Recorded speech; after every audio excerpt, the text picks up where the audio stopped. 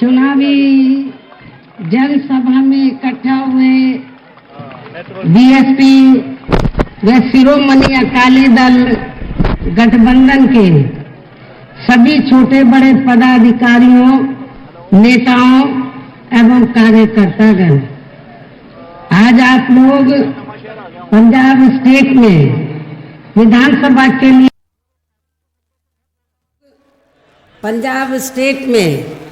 विधानसभा के लिए हो रहे आम चुनाव में कोरोना नियमों का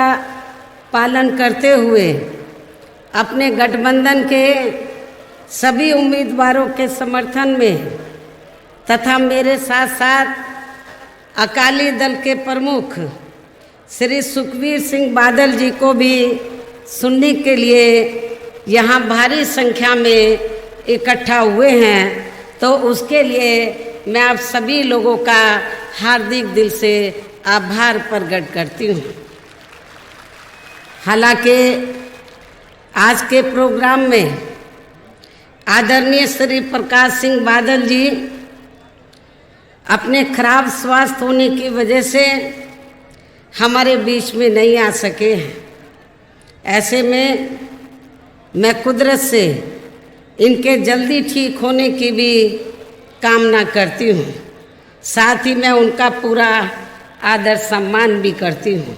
जिन्होंने पंजाब स्टेट की कई बार सत्ता प्राप्त करके यहाँ की जनता को अपनी अपार सेवाएं भी दी हैं तथा अब इनका पूरा आशीर्वाद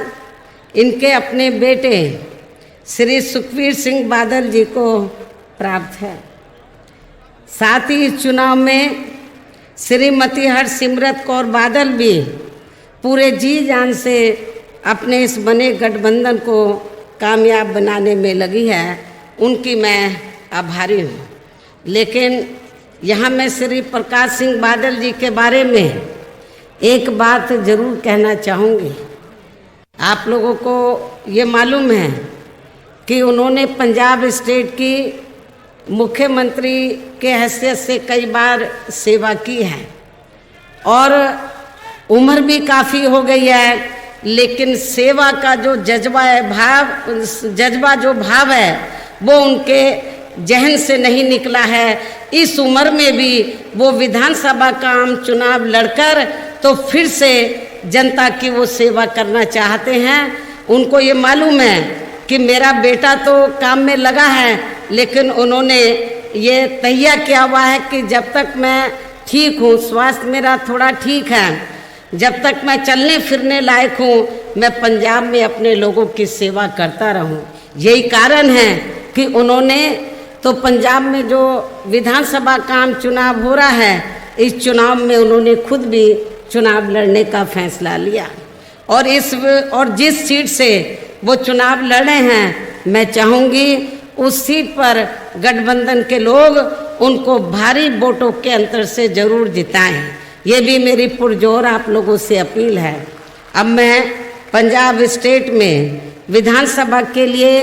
हो रहे आम चुनाव को लेकर कुछ ज़रूरी बातें आप लोगों के सामने रखूं, लेकिन उससे पहले मैं भारतीय संविधान के मूल निर्माता एवं कमज़ोर व उपेक्षित वर्गों के मसीहा परम पूज्य बाबा साहब डॉक्टर भीमराव अंबेडकर जी को तथा उनके देहांत के बाद उनकी मूवमेंट को आगे गति देने वाले व यहाँ के पंजाब स्टेट में जन्मे मान्यवर श्री कांशीराम जी को भी पूरे हृदय से नमन करती हूँ, जिन्होंने अपने जीवन में अनेकों कष्ट झेलकर अपनी पूरी जिंदगी इस देश के विशेषकर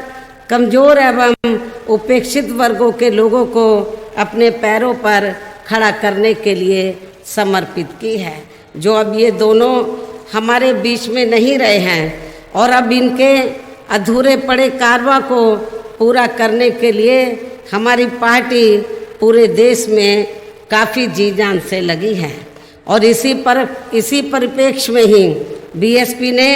यहाँ के पंजाब स्टेट में इस बार विधानसभा का आम चुनाव शिरोमणि अकाली दल के साथ गठबंधन करके लड़ने का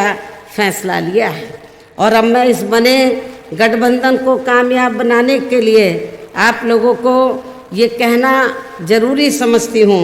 कि आज़ादी के बाद शुरू में काफ़ी लंबे समय तक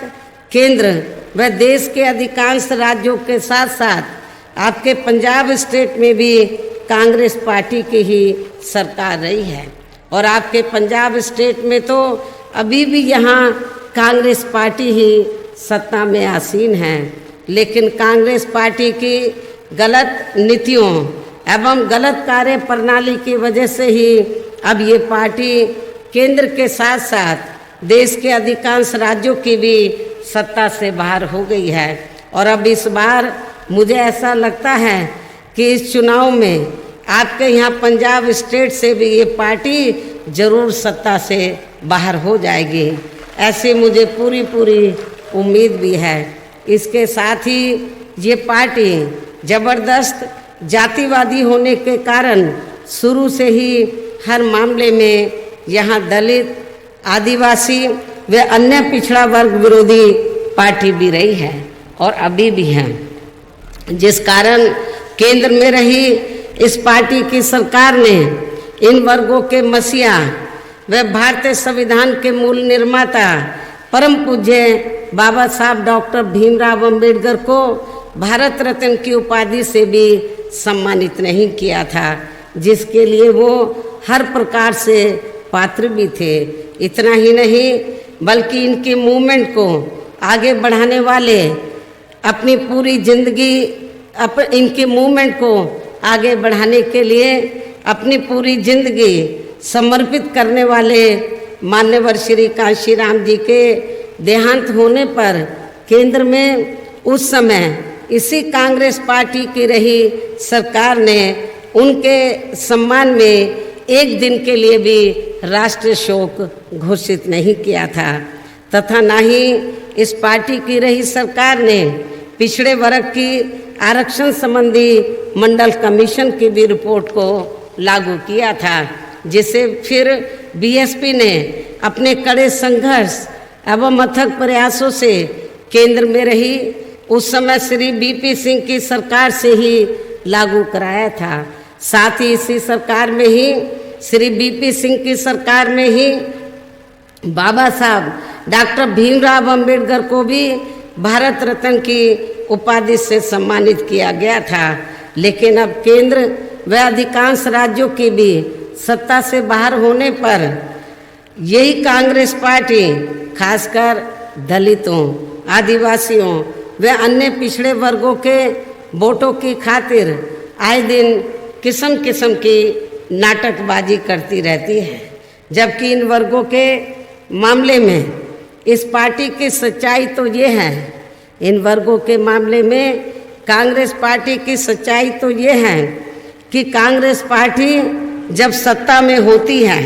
और इनके अच्छे दिन होते हैं तो तब इस पार्टी को इन वर्गों का विकास व उत्थान आदि याद नहीं आता है।